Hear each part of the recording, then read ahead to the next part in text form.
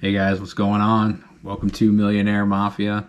Got a special episode here today. I'm going to switch gears a little bit. I've been focusing on the mindset and actual hands-on stuff lately with some of our rentals and flips and how to underwrite commercial deals and stuff. But I want to talk today about something that's very special to me. It is one of my most favorite and treasured possessions that I own. Obviously, my family, my wife and kids are the most important thing in the world to me. But as far as material possessions, the one thing that I would go back into a burning house for is this right here.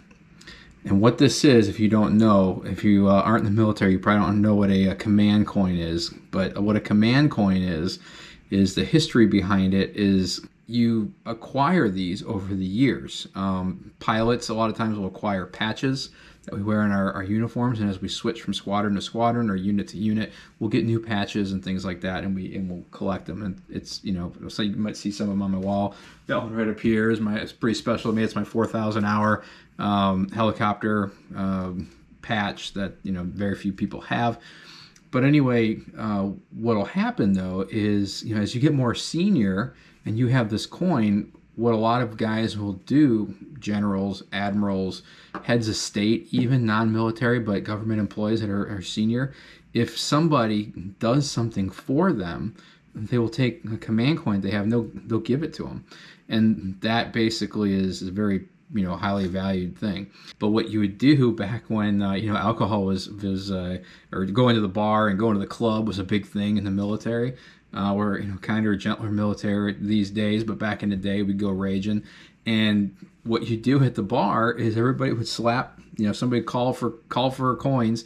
Everybody would slap their coin on the table on the bar, and the lowest ranking coin, i.e., the person who had the lowest ranked coin, some people might have a captain, some might have a general, some might have a head of state, and whoever was the lowest had to buy the bar around, right? And if you didn't have one, well, then you were really screwed, because not only did you have to buy, but then you usually had something pretty bad happen to you, some type of hazing event. So anyway, the reason this one is very special to me, I'll get to in a minute, but in order to understand why this is special to me, I kind of have to understand how I got it, or why I was in a situation or the position to have this given to me. Well, I was a Marine Corps AH-1 whiskey helicopter pilot. Now that is the Marine Corps' attack version of the helicopter. A lot of people will compare it to the Apache that the Army flies. Just people know what that is. It's not. It's a completely different type of aircraft.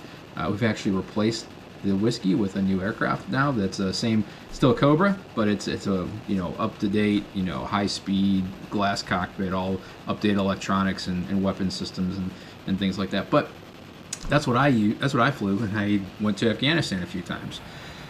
So on my first deployment, I was a very young guy and very inexperienced, but when we were there, we call it the HMLA, so Marine Light Attack Helicopter Squadron. I know it doesn't go in order, but that's what HMLA stands for.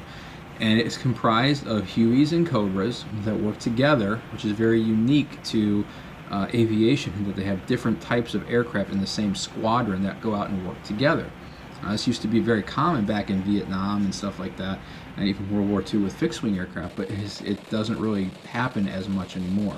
So anyway, when we were over there, our job, our mission, now we did do routine missions out there where they were scheduled out and we had like an assigned amount of missions for that day, but our main support role out there was 24/7 contingency operations. And what that means is that we were basically the on-call asset. So think of like firefighters or an ambulance. Like when shit went down, we were the guys that got called in no matter what time of the day it was.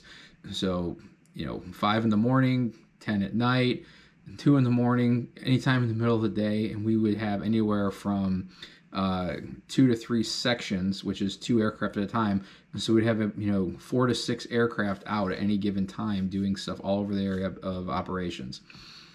So what we would be doing is, so because we were contingency operations, we had to have a way to be alerted that something was going down.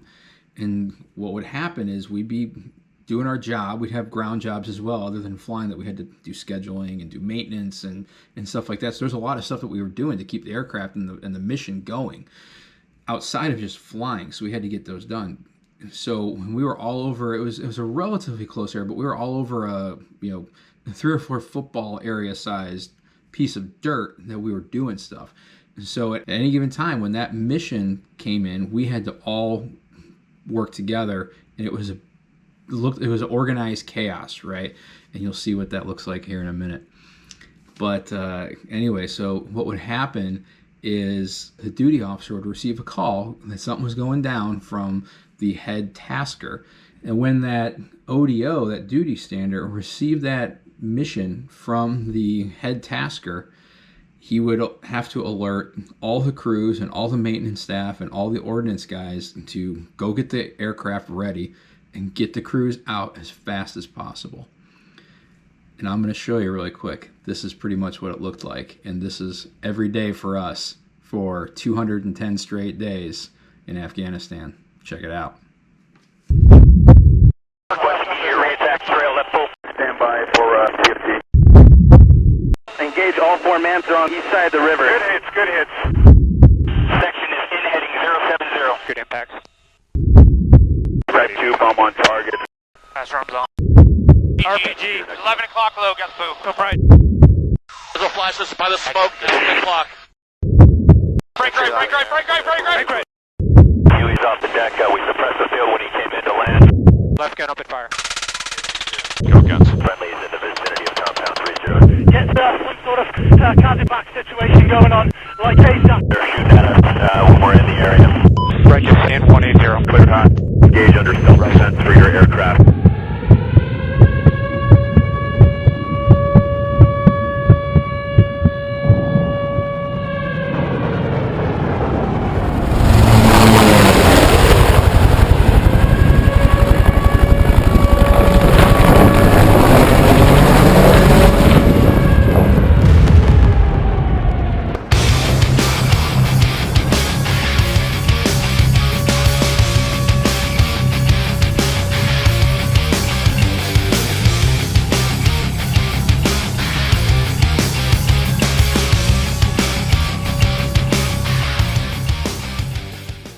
Pretty cool, huh? I can't even begin to describe the sensation and the feeling that happens when that horn went off. When troops are in contact, what we call it a tick, or an immediate priority mission is launched, or a CASEVAC, i.e. somebody's been shot or injured on our side, hit an IED, been hit by a sniper, whatever, we get that call. And as you can imagine, in a war zone, that happened quite often, right? Unfortunately, it happened a lot, right? I mean, at the end of the day, we all talk tough and we're big, hard charging guys, but nobody really wants that horn to go off. We get amped up and we get excited, and our fangs come out and we're ready to go destroy the enemy, right? But that also means that our friends and our fellow Marines and service members are either getting shot at or have already been shot, and that's never a good thing, right? So, we may joke about going out and blood in the water and all this kind of stuff, and it's not it's not true. We do enjoy what we do, but the reason that we enjoy it is unfortunately because bad things are happening. Well, unfortunately, something very bad happened on a particular day. It was actually at the very end of my first deployment. So I literally had 2 missions, 2 planned scheduled days left. I was going to be rotating out within a week. And so it was my second to last fly day on my first deployment.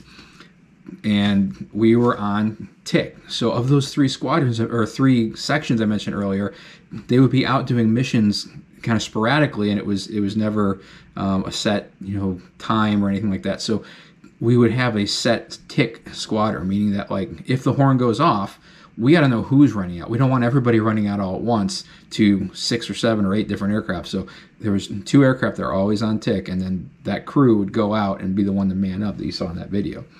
And then when that one would go off, now the next squadron would fill in that role if a tick went off again, because it would happen quite often where we'd have 2, 3, sometimes 4 or 5, and we couldn't even support. So we'd have to push that out to other squadrons because we literally didn't have any aircraft left. Well, what you saw in that video just happened, and we launch out. What you don't see in that video is when we hit that aircraft and we hit starters on that bird, and we check in with him, we say, hey, shoot out 5-4 flight up for the numbers. And what that means is he's reading to us the minimal details that he has that he got from the tasker.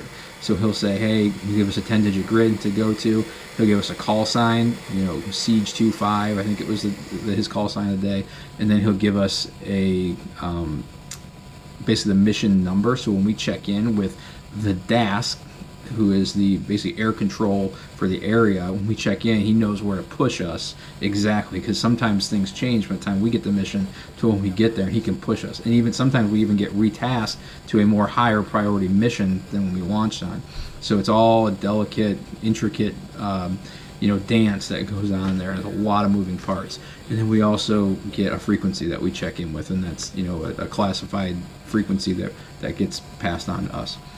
Well, we got the mission. We don't know what's going on. We just know where we're going, and that it's either troops in contact, a CASEVAC, or immediate pry. What we knew is that it was a CASEVAC, meaning somebody had got shot down, but it was also a tick. So the code that we got, the Mike Hotel whatever meant Medivac, right? So we were going out, we were launching in support of this. So we launched like a bat out of hell, like you saw in that video, and we're ripping out there. And then we check in with the DASC, who's the air control, and then he pushes us to a FAC, which is a forward air controller, which is a winged aviator, a pilot that is embedded with the ground unit, or a JTAC who goes to the same school as those FACs, but he's actually a grunt, right, or some other type of ground enlisted guy. So we check in. It was a JTAC, so it was an enlisted guy. And when we checked in, you could definitely tell from his voice that he was relatively young, and you could tell that he was pretty freaked out. And because when he would key the mic in the background, you could hear not our machine guns going off, and because there's a definite difference between the kind of Soviet AKs and PRK or PKMs and stuff like that versus the 240s and the 249s and stuff. You could hear them going off as well, but you could hear a lot of stuff every time he would talk. He was out of breath. You could tell they were on the move, right? So adrenaline was high, and we were still a couple miles out, right? And we're going as fast as we can, but it takes time. So we get a mission before we even get there. The nice thing about radio is as long as we can talk to somebody, we can get a lot of information before we even check in. So we got a lot of information. We basically were told, it was a lot of information, but it wasn't all good information, right? We were told that they had a Marine who had been shot through the neck, and it went out his middle back, and he was in really bad shape and basically bleeding out. We found out they were pinned down in a courtyard. There was 5 or 6 buildings that were basically in a square, right? And they were pinned down, and they were getting shot at from what they said was every direction. And then we checked in, and we were told, and actually he checked in with us, we is the dust-off helicopter, which is the Army 60 helicopter, which is the Medivac helicopter. And he was by himself, and he was busting like a bat out of hell to get to us, and he was about a minute out from the zone. Well, he's trying to get in as fast as possible, but our job is not, if we're there and we jump in there and we get shot down, we're no good to anybody. We just made the situation worse. So our job is to secure the objective area first and make sure that it's decent before we get in there. Well, his job is to get the dust off. His job is to get the injured friendly out as quick as possible, and that's commendable. But we have to kind of, work together and make sure the area is safe. Well, so fortunately, our sensors are pretty good, and we were close enough to where we could start looking around, and we didn't see, between us and the Huey, it was us and a Huey, so it was a mixed section that day. We were the Cobra, and we were in the lead aircraft. We were running the section, and then the Huey was, dash 2. And so we put them, tasked them to search the tree lines, which is where those guys typically go. The enemy, they like to go in these really, really dense linear tree lines, and they'll just foot up positions covered and concealed and just be able to pick people off, as well as RPGs and stuff. And then we looked at some of the buildings that were known positions that they had been shot at recently. So I was in the front. In the Cobra, it's, I know this is a Transformer, but this is a Cobra. And there's 2 seats. There's one in the back, who was the signer at that day, a more senior pilot. And he was the section lead, and then I was up front. And my job was to basically man the sensors and man the gun. And then the Hellfire missile, if we needed it. His job was to shoot the rockets in the back and then lead and coordinate the section. So we come in and we were not able to see anybody. It doesn't mean anything really, because it'd be dumb to be out in the open, right? Now, it was the middle of the day, so we could see them if they were moving around, but we didn't see anything. And so as far as we could tell, we couldn't say that it was a hot LZ or what we call devil. And so we made the LZ clear call and said winter. And obviously Dustoff was more than happy to oblige. He said, hey, 30 seconds out, and he was coming in basically the opposite direction. He was heading right from south to north. So he was heading due north, and he was going to button hook and basically do a 180 and come back into that spot. And he was going to land to the south. We were coming in from east or west to east, and we were going to make a big loop. And our job is to get on his tail. So you got this aircraft that we're going to follow, and we go basically and attach at the 5 and 7 on his tail so that we can tip in and shoot anything that comes at him. Well, he was on very short final. He was slowing down. He was going to land in this courtyard. He was barely big enough to fit, but he was big enough. It's a big aircraft, and he went to go set down. And as he was on very short final, the tree line and all the buildings around just literally opened up.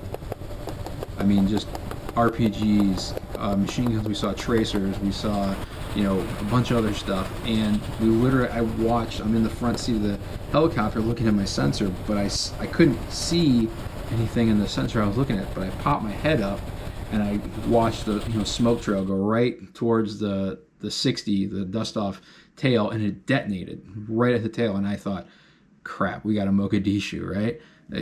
Black Hawk Down type thing. And then I watched his aircraft start spinning, doing a 360. I mean, you saw in the movie Black Hawk Down what was happening. I'm just watching this thing crash right into our platoon of Marines that are pinned down in this building, right? Well, fortunately, thankfully, it air bursted that RPG. It did not actually hit.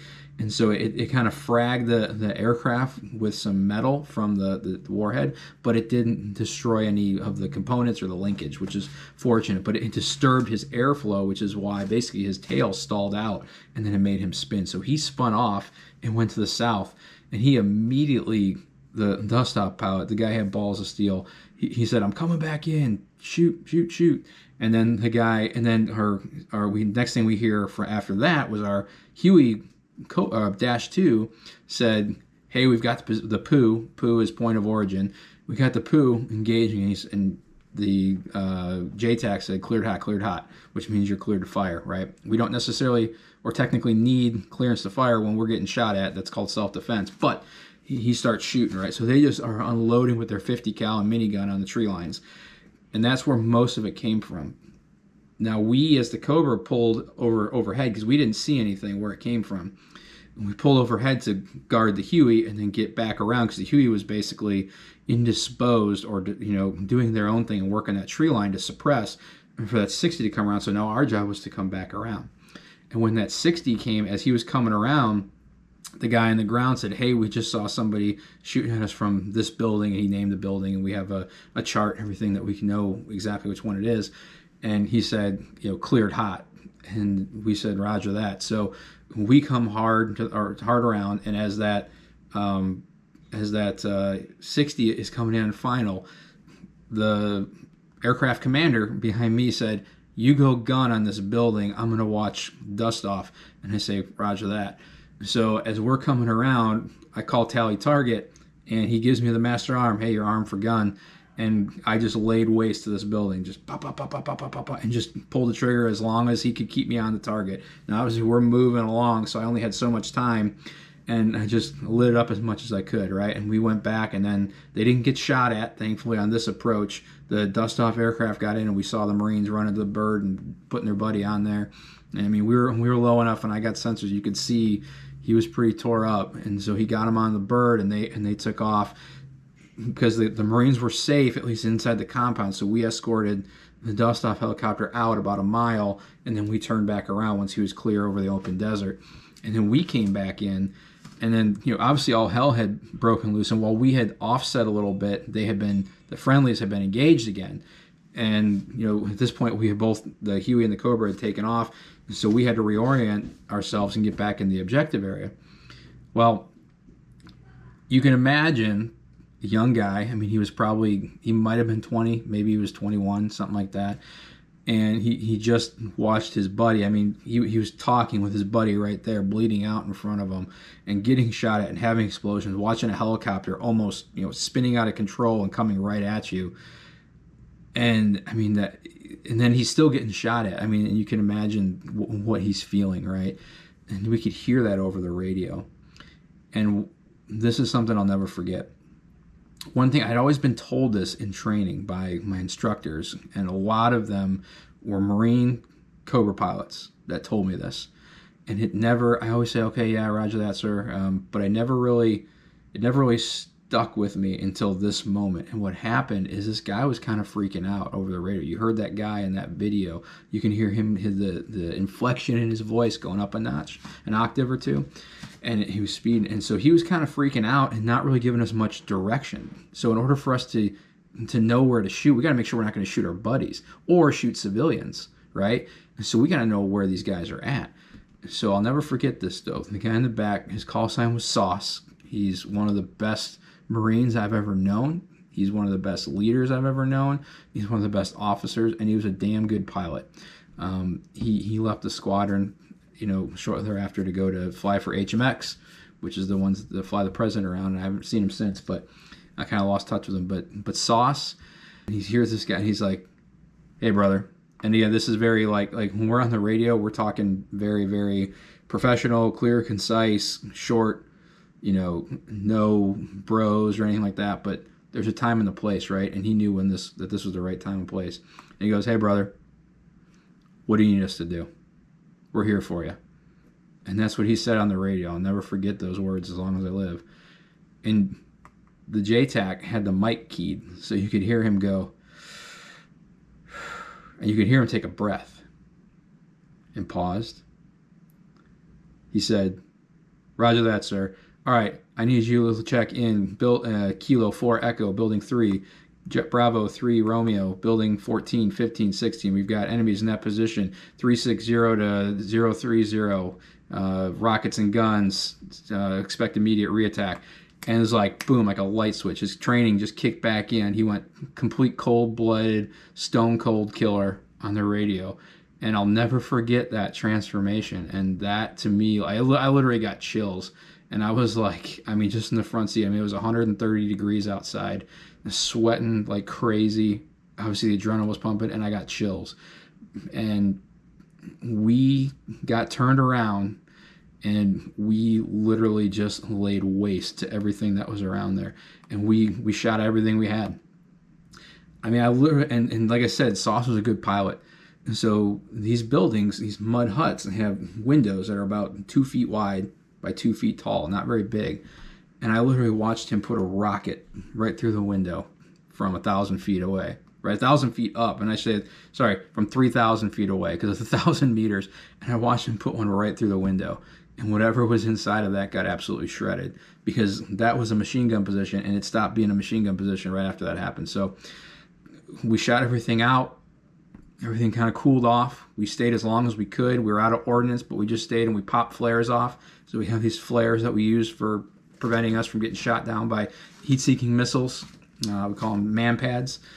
And we were using that to just keep the enemy's head down, right?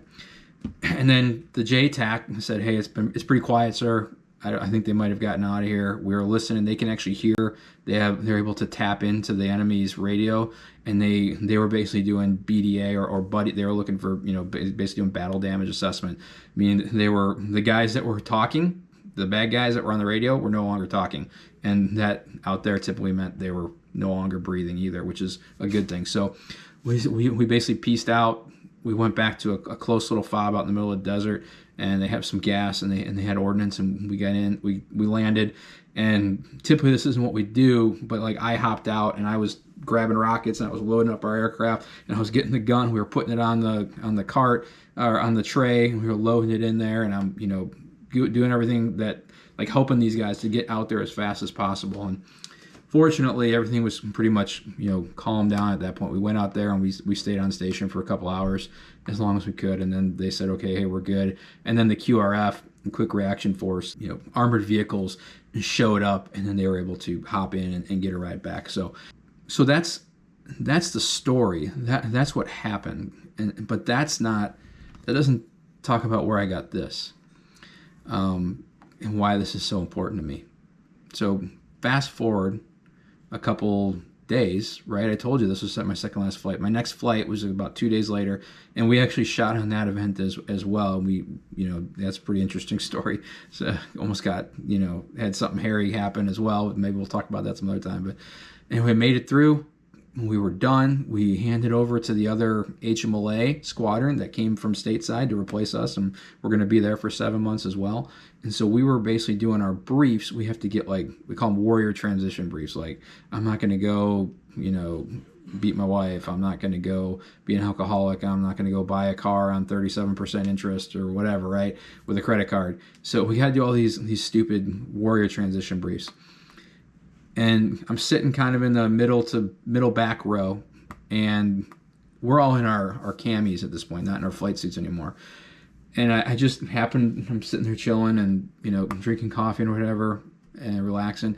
And I look back in the back of the room, I see this big, burly, like grizzled old Marine with silver oak leaves on his shoulder, and that's a lieutenant colonel in the Marine Corps, and that's either a squadron commander, so like our commanding officer in a squadron, or a battalion commander in an infantry battalion. And that's all I see. He doesn't have wings on, so I knew he was an infantry guy. And he's sitting there talking to our operations officer. I look back, and then I see him kind of scanning the room. I didn't really think anything of it, and then I see both their eyes resting on me, and I go, and then they stopped, right? And I say, crap. And I see my operations officer here. He goes, shake weight, get the F over here, right? And I'm like, oh, God. Man. So I get up, I didn't do that. That would be disrespectful. But I get up and I'm thinking that inside my head. I'm like freaking out. I just shot twice in the last couple of days. So I'm thinking this is some JAG officer that's coming over to say that I shot some civilian, and now instead of going home to my wife and kids, I'm going to be going to frickin' prison in Leavenworth for shooting some civilians or something like that. That's the stuff that goes through my head, right? I mean, maybe it was rational, maybe not. So I walk back there and, I come to attention and say, hey, good afternoon, sir. Captain Chambers reporting as ordered. And he said, were you shoot out 5-4? And obviously I was, the co-pilot, but I was part of the section. I said, yes, sir, I was. Can I help you, sir? And he said, and he stuck out his hand. And typically when you get these, it's in here. And he shook my hand. And and he just shook it and held it.